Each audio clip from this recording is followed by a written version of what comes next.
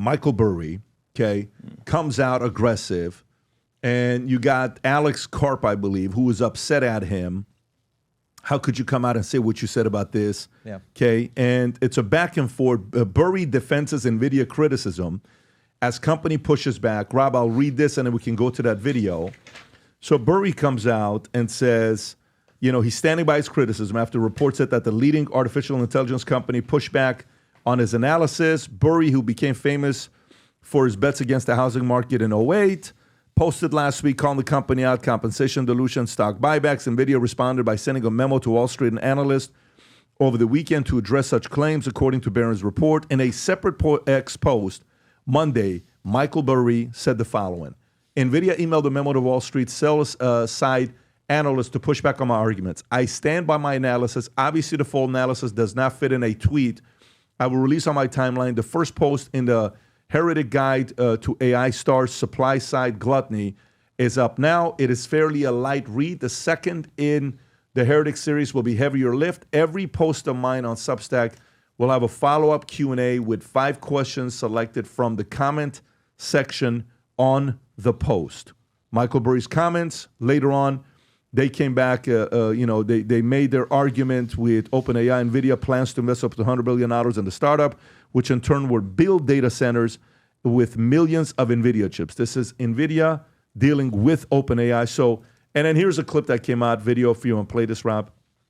This fight is actually escalating, and I say that because Burry, who is the investor who called the housing crisis, claims big technology is cooking the books by depreciating AI chips over 5 to 6 years when they really burn out in 2 to 3. By his math, that understates cost by roughly $176 billion through 2028.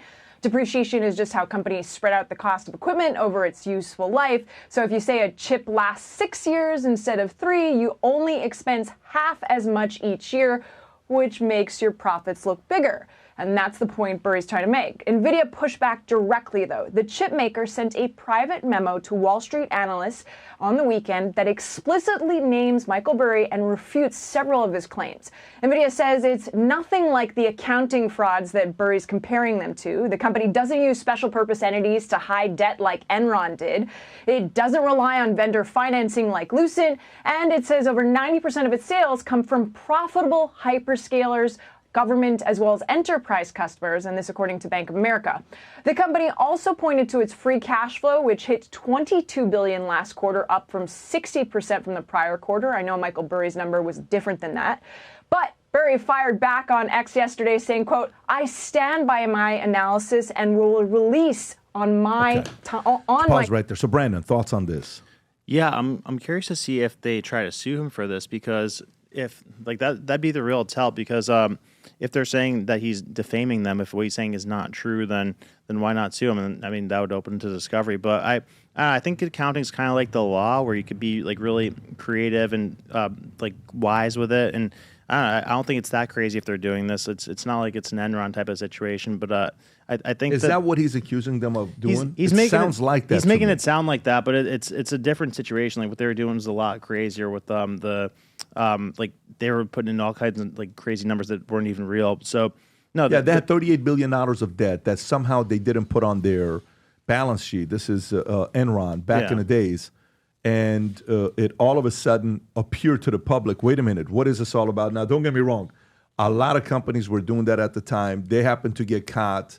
And we had Andy Fastad, the CFO, at one of our events 4 years ago, and he was telling that story. But this is a pretty big accusation. Yeah. I mean, I think things that are look illogical shock him. I mean, there's a lot of illogical things that like would look weird to the ordinary logical person with the market and with the economy and with how things run today. But I don't know. I would be more inclined to think he's definitely right if he wasn't wrong the last couple times he made a big prediction. So, you know, his credibility went from like 100% to now it's down to like maybe 50, 60%. Maybe even less, some people say, because he's got quite a few of them. So, Paul, where are you at with this? I'm kind of interested, I think, in what Burry's analysis is, because to your point, Brandon, is that I don't know necessarily that it's a statement. It's probably more of an analysis, which he would be protected from. But the thing that gets NVIDIA out of this is just scale. And I think that's the real question, is whether or not they can continue to, again, this will get into even maybe some of the administration moves of allowing Nvidia to sell more chips to China. But if they can scale, then they can cover up a lot of this depreciation lag that they're getting. And I was interested because I didn't know that they had done that, Tom, on depreciation, being able to ramp that out for a depreciating asset that long. Is that normal? Yeah, well, I don't know if it's normal in semiconductor, but I do know that there will be lobbyists in Washington and talking to FASB, Financial Accounting Standards Board, trying to get the law or the standard or the guideline one another. So the first point is you're correct. It's analysis. Anytime an analyst gives an opinion, their analysis, it's an analysis. And the number of companies that have been pissed off at analysis all the time. That's a Monday. It's a day ending in Y on Wall Street, right? There's some analyst that's is getting it in the chops from the company, and then they turn around and double down on it. So a lot of times, what's interesting, Brandon, is they don't pick on analysts very frequently like this, because then the analyst doubles down. Yeah. And now you stay in the headline, and you don't want to be in the headline. Yep. You want it to come and go. So number one. But number two, regardless of his accuracy, regardless of what it is, Michael Burry still matters. That's what you're hearing from Nvidia. Michael Burry says something. Now he's on Substack publishing a private newsletter that you can subscribe to, as opposed to running the fund, the Scion Fund. And so this means he still matters. Now, the other side of it is, if it is true that the depreciation is going 6 years on chips, let me just show of hands. Who in here has kept a laptop 6 years? Yeah. Who has kept a mobile phone 6 years? Guess what? You're not keeping processors 6 years. You're putting something new on your desk, and you're putting something new in your pocket or purse. And so if it's 6 years for semiconductors like this, the reality is they may be depreciating items that have been recycled or disposed of in, these specialty electronic dumps, which is a whole nother story about how that happens. But I find it to be very interesting. But Burry's not going to get sued, but Burry still matters. And he was able to piss off one of the engines of the American economy, which everybody agrees, can we not do this? We really need them in the Mag 7. But by the way, is there a video of Jensen Huang responding to it, Rob? I have not been able to find one. Let me take Okay, a I'm look. curious if he did. Brandon. I was going to just ask you out of curiosity, do you think it was smart for him to have responded the way he did, or does that almost make it look like he was bothered by it? Like, would you have responded to it in Jensen's situation? Jensen from Michael Burry? Yeah. It's Michael Burry. You have to, because the market is expecting him to react to it, because so many people have made so much money on him. Yeah. And if it's just a regular guy that says something, whatever. But if it's a guy that has that kind of influence, and in the past they made a movie about him, and the market knows it's Michael Burry, even though he's been on a losing streak a little bit, he has to get up there and say something. You have to realize one thing about Jensen Huang that most people don't realize. This guy's a long-term thinker. This is not a short-term thinking guy. So if you play this clip, I don't know if you guys have ever seen this clip. This is him from 2003, 22 years ago. What was the market cap of Nvidia 22 years ago, Rob? 22 years ago, when you didn't know Nvidia. It was a when gaming company. we didn't speak about Nvidia 22 years ago. 22 years ago is 2003. Unless you were a gamer. Gamer knew the Nvidia video board. That was it. So it was a $2.5 billion company 23 years ago, just to kind of give you some perspective on what it is. It is a $4 trillion company today. So if we take $4 trillion divided by 2.5 billion, you know how many X? He has 1,600 X'd the valuation of his company during that time. Why? Watch him speak about his vision in 2003. Go ahead, Rob.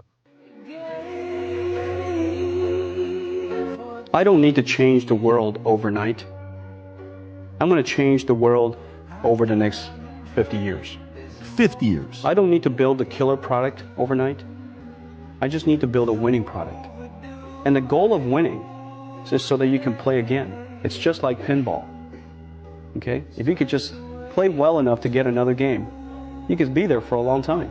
Most companies just need to realize that, in fact, this is a long road and that you can't build that perfect product. So once you do that, then you keep the project's scope confined. You keep the project now simple. You have a long-term vision, but your product definition is rather simple. You execute flawlessly on that because your people now can execute on flawlessly on a simple plan, and you come back and do it again. What does that give you? That gives you a vibe of who? Stable, strong, long-term thinking. I'm not just trying to make a quick pay. Yeah. I know we're going to be around for a while. We'll make adjustments. We'll get better. He sounds like someone that's just getting started. And by the way, it says 50 years. This is year 22, which means what? There's 23 years left in the 50-year race that he's talking about himself. So I don't know. I think their mindset, Michael Burry's going to do what Michael Burry's going to do. He has to play because that's the game he's playing. And Michael Burry is not somebody that is trying to say something to be a shock jock to get in front of the camera. Matter of fact, try getting an interview with Michael Burry. He doesn't even want to call in. He just wants to say, read my stuff, read my paper, don't bother me. I'll let you know when I want to talk to you guys. Every once in a while, let me go back and hide and do what I'm doing. That's Michael Burry. Michael Burry is not trying to go to a restaurant and people stopping him and say, can we take a selfie? Yeah. That's not Michael Burry. That's why Michael has the credibility that he has. Paul, any thoughts on this story before we move to the next one? No, I love Jensen's statement there of building something that meets the market demand right there. I mean, because that's essentially what he did when he scaled from the gaming industry, because he was building graphics processing cards. And then leaping forward to what he's doing now with these advanced chips is amazing. He's our next Steve Jobs. Yeah, and it looks like they're just getting warmed up. Yeah. Okay, Yeah. they're just getting warmed up. 2026 is around the corner, and for some of you guys that have a dream, you have a vision, you have something that you get excited about, this is something I want to share with you that I was excited about. For 3.5 years, I kept telling my kids, one day, I kept telling my wife, one day, and it all starts like this with a decision and a plan. I want you to watch this video. Go ahead, Rob. So I want to show you something. For 3.5 years, I would drive past this street and I would look at this property, 11 acres on the airport, one of the last properties of its kind. I said, one day I want to own this property. We eventually bought it. When we did, there was nothing here. I said, I want to build a soccer field here. Boom, we got a futsal soccer field. This hangar here, I said, you know what? For election night, why don't we do a live event?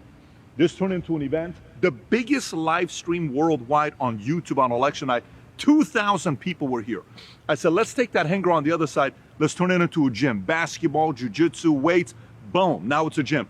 Let's take that upstairs, which was a 2-bedroom for the pilots. Let's open it up and fit 51 employees there. Boom, we have that now. I got a bunch of other things to tell you about that we got going on here, but everything started with a plan. If you're watching this yourself saying, Pat, I got big plans as well. I host an event called the Business Planning Workshop. If you haven't yet registered, but you got big plans, click on a link below, get registered. I will see you there. And by the way, keep this in mind, guys. The next 72 hours, it's estimated that people are going to spend a ton of money on Black Friday on many different things.